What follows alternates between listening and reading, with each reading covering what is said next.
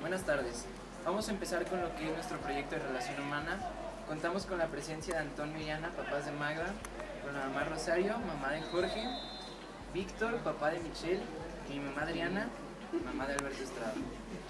Vamos a comenzar con el primer tema, que es escucha efectiva. Bueno, sabemos que escucha efectiva es no solamente oír las palabras, sino también escuchar y entender lo que la persona te quiere decir y te refiere. Y sí, bueno, ¿tú crees que es algo que debe darse entre padres e hijos?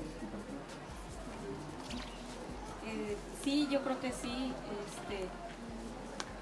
Lo que comentábamos es que cuando tú dices una regla o unas palabras a tu hijo, debes tratar de que lo entienda como debe de ser.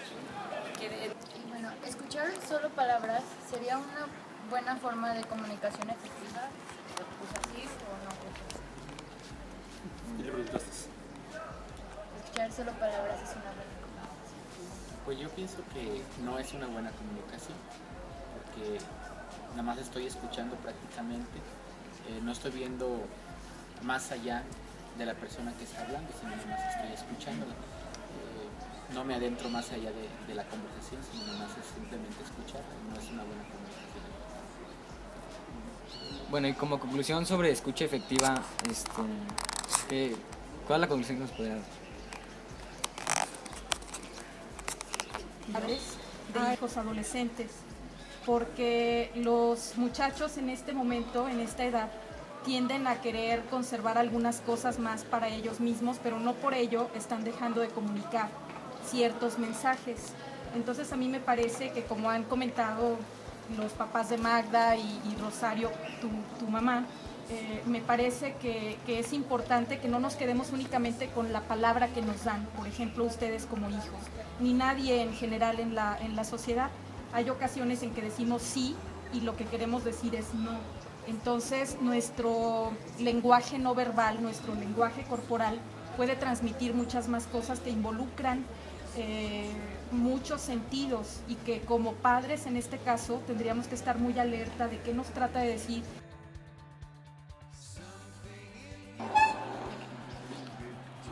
Ponerte en los zapatos de las demás personas. ¿Qué crees que es empatía? Empatía es justo eso, ponerse en los zapatos de alguien más, como decimos popularmente. Viene de patos, que es padecer con el otro el estado afectivo que el otro está viviendo. Cuando ese otro se siente triste, eres capaz de sentir la tristeza que a él le produce lo que le haya sucedido. Cuando ese otro está enojado, también eres capaz de decir, claro, entiendo su enojo.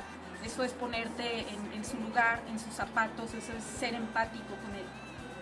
Eso es la empatía. ¿Creen que han sido empáticos con sus hijos? Para mí, yo no.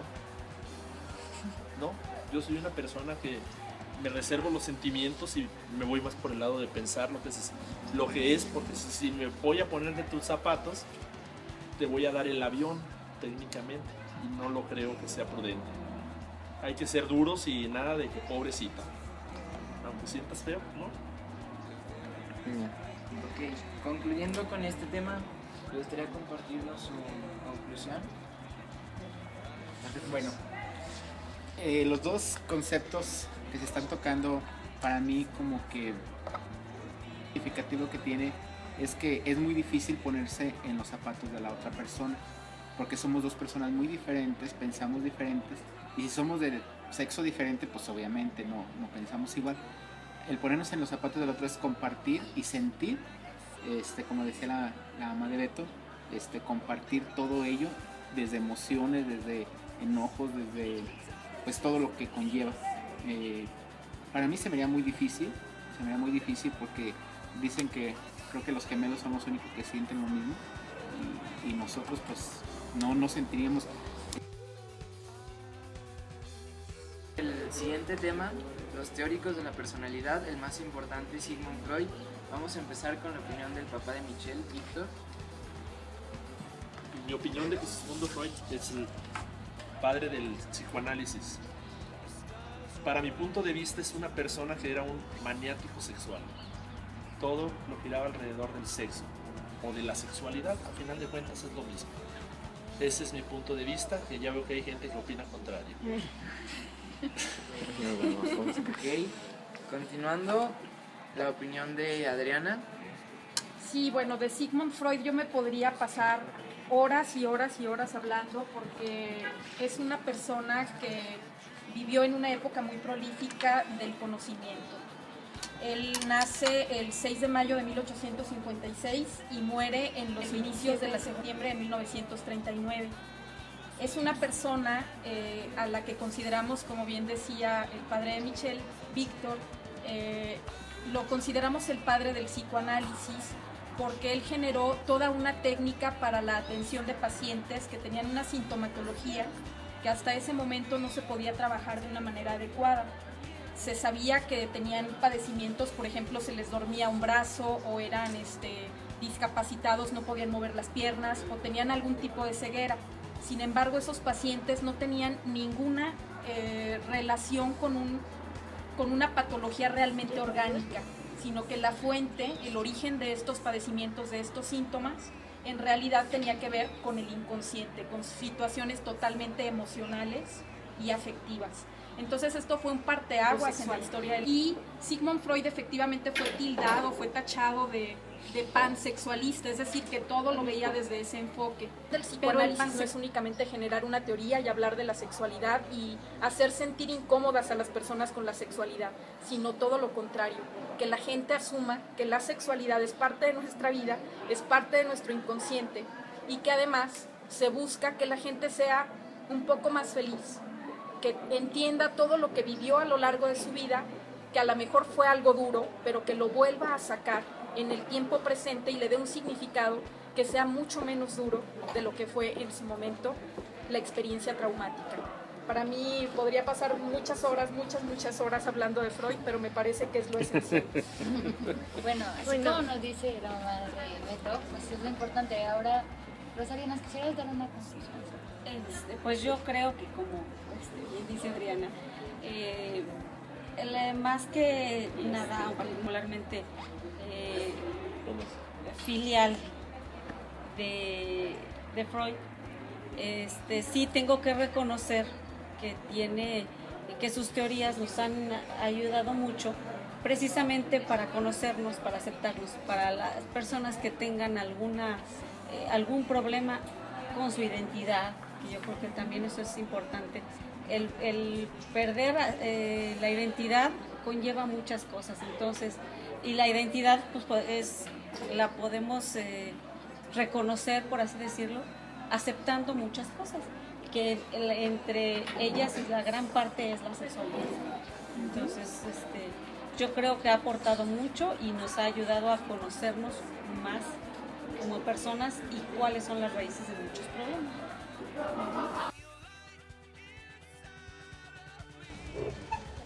Bueno, para el siguiente tema vamos a hablar de las familias. Son 9 tipos de familias. La primera es la adoptiva, que como su nombre lo dice, es cuando adoptan a un hijo. La siguiente es rígida, que es cuando siguen tratando a los hijos como si fueran niños, no los quieren dejar crecer. La permisiva y sin autoridad, que es aquella donde les dan todos los permisos, porque es como de, como yo no lo tuve, quiero que mi hijo sí lo tenga, quiero que mi hijo se haga esto. La centrada en los hijos, que es aquella en la que los papás solamente les importan los hijos, o sea, no les importa su pareja, solamente su entorno gira alrededor de los hijos. La extensiva, que es cuando, que viven en la casa, aparte de los papás y los hijos, viven los tíos, los abuelos. La reconstituida es aquella que un papá tiene hijos o los dos tienen hijos y se juntan. Esto es a partir de un divorcio o de un fallecimiento de la otra persona.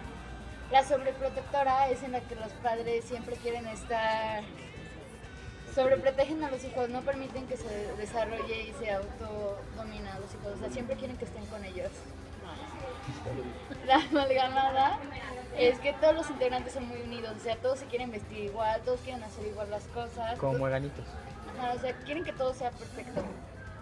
Y con un solo, con un solo padre, que es la última, es aquella donde solamente, pues como su nombre lo dice, su papá falla, que sea porque falleció o porque sea madre soltera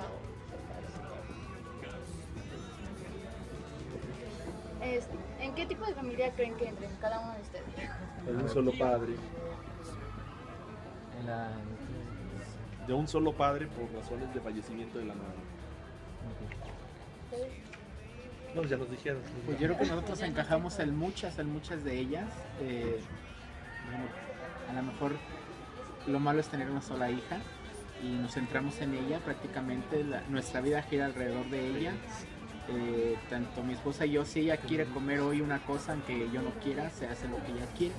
Entonces como que estamos ahí en que lo que yo no tuve, que ella se lo tenga, porque yo no lo tuve. Entonces como que, y también en la muégano, porque siempre andamos juntos para todos lados, aunque la hija ya diga ya hasta aquí, pero nosotros como papás creo que no hemos entendido esa Pues parte. de las 9 son 5 en las que encajamos.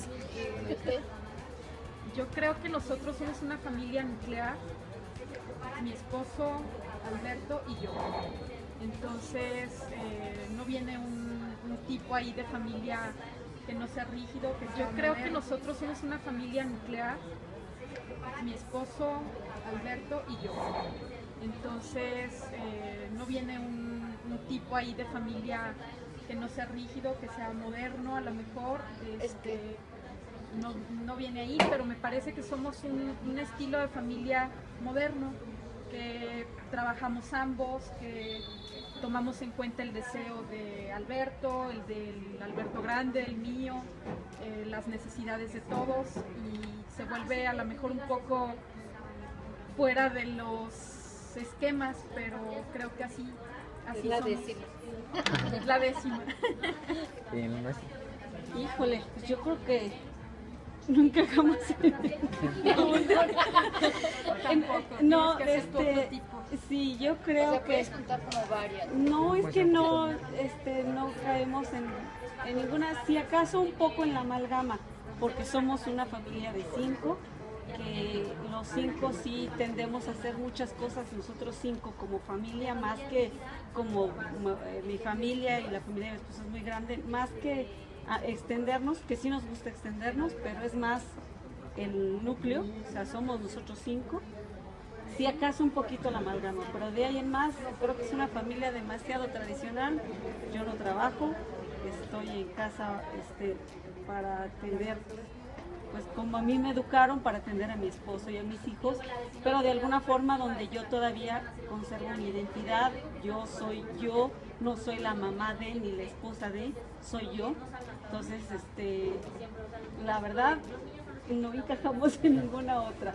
No solemos regirnos bajo el mandato de los hijos, pero tampoco somos tan inflexibles para no escucharlos. O sea, hay una mezcla entre que sí escuchamos y sí ponemos reglas, y que nuestras reglas nos gustan que se cumplan. Y pues yo creo que básicamente eso es nuestra familia, ¿no? Te invitamos a que nos des una conclusión sobre todo en general de las familias. ¿Cómo podría afectar cada familia? O sea, ¿afecta el tipo de familia en el que estés como, Claro como que persona? sí, influye mucho. Para mí la familia es, y creo que ahí ocuparía tu ejemplo, podría tardar horas describiendo lo que para mí representa la familia. Es el núcleo de una sociedad. En la medida en que como mexicanos eduquemos bien a nuestros hijos y nuestro núcleo familiar ya se ha formado por un papá, una mamá, un hermano, o sea, un hijo único, muchos hermanos, como quiera que sea, en las diferentes formas que hay, respetando la diversidad de familias que puede haber. Yo creo que mientras lo cuidemos y el día que como mamá sobre todo nos pongamos más las pilas y decidamos hacer y crear hijos felices, pero buenos hijos, en ese día nuestro país va a cambiar. ¿Por qué? Porque todo parte de la familia. Así que, como decía hace tiempo un eslogan, viva la familia. Eso es lo importante. Bueno, con esto terminamos nuestros 4 temas. platicamos. Pues esperamos que les sirva a cada uno de ustedes lo que hemos hablado. Y Pues muchas gracias a todos por haber participado. Gracias a ustedes por venir. Gracias por invitarnos.